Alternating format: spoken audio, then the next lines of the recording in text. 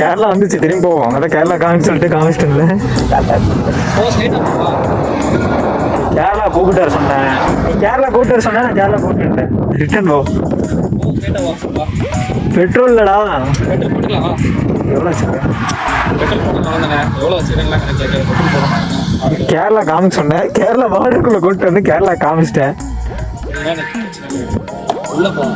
Helmet இல்ல, insurance இல்ல, வண்டியில போலீஸ் பிடிச்சாருன்னா வச்சுக்கு. இங்க பொல்யூஷன் சர்டிஃபிகேட்லாம் கேட்பானு தெரியுமா? பாத்துக்கலாம் பிடிச்சா.